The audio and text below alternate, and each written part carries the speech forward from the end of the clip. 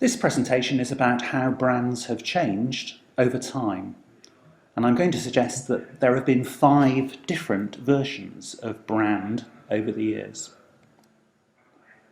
Here's where the word comes from originally, an ancient Norse. That's a Viking word, all about burning. And over the years you can see how the meaning has changed into, first of all, a burning piece of wood, and then into the mark made by that burning item, for example on cattle. That's the branding of cattle.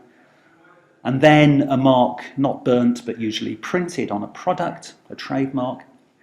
And then finally the idea of brand that we talk about in this course, which is all about an impression burnt into the minds of consumers.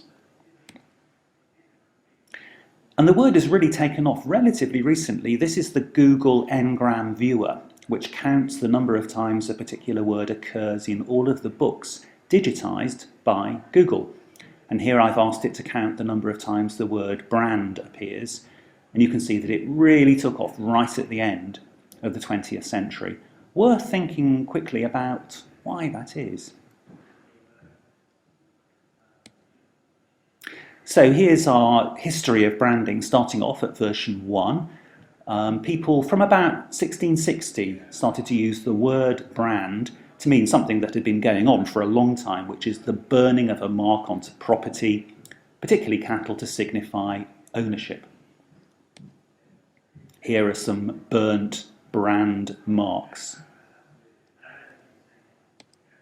And here's an interesting character called Samuel Maverick, who was a rancher in Texas in America in the 19th century. He refused to brand his cattle, saying it was cruel, and that's where the word maverick, meaning a nonconformist, came from. So there we have brand version 1, but that's only the start of the story. Version 2 appeared from about 1820 onwards, and people began to use the word to mean marks made not just on property, but on products, made by the manufacturer to signify quality and to get, if possible, a higher price. Here are some early registered brand marks, trade marks, from the 1870s. Worth thinking, what do they all have in common?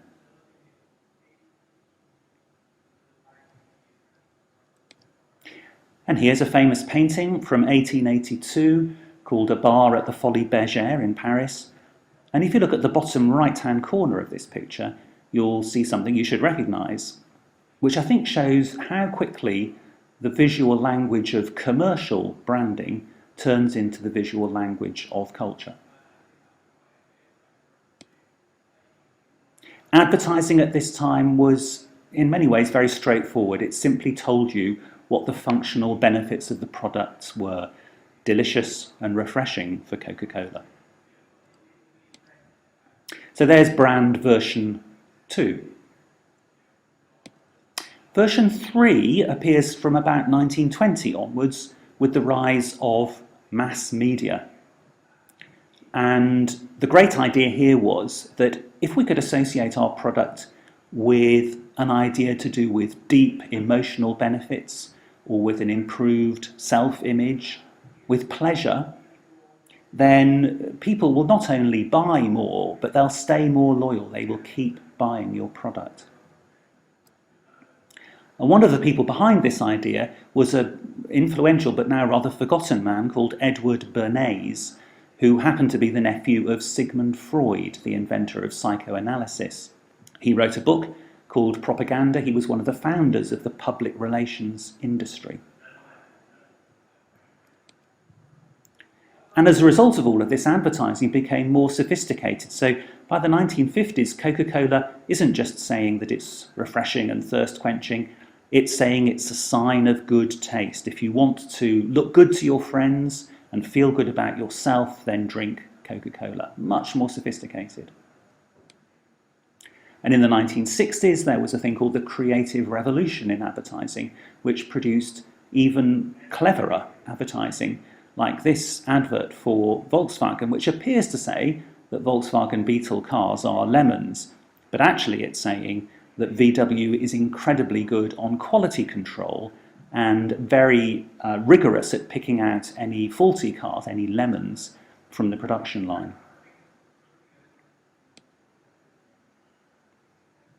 So that's brand version 3. Brand version 4 is really interesting. More recently, from about 1980, people started to use the word brand to refer not just to products, but to organisations. This is a practice that had been going on for a long time called corporate identity, but it began to be called corporate branding. And the idea was that you could get consumers to feel quite a strong sense of belonging to a particular organisation, so they would keep buying from it. And a great master of this art was and still is Apple. This is a still from a very famous advert in 1984 that launched the Apple Macintosh and that referred to George Orwell's book 1984, suggesting that the traditional computer industry was like Big Brother and that the Apple Mac was the thing that would liberate you, the individual, from the world of Big Brother. And another brilliant corporate brand is Virgin, which has been able to use its brand to move from one industry to many. So there's brand version 4. And then finally, much more recently, from about 2000 onwards, we've seen a new breed of online businesses, and their brands work in a very different way. They are intended to create network effects, to get more and more people using their particular online service, because that service enabled people to do things they couldn't do before. So here are some examples. Google saying search, you can search for anything in a way that you could never do before. YouTube, you can upload films, you can publish your films in a way that was impossible before. Airbnb, saying you can list your space, you can rent out your house or your apartment to others in a way that you could never do before. So that's brand version 5. So what happens next? All 5 of these versions of brand are still in use. It's not that one succeeds the previous one, they're all still in use, but what would you say was the dominant one in the world at the moment? And what's going to happen next?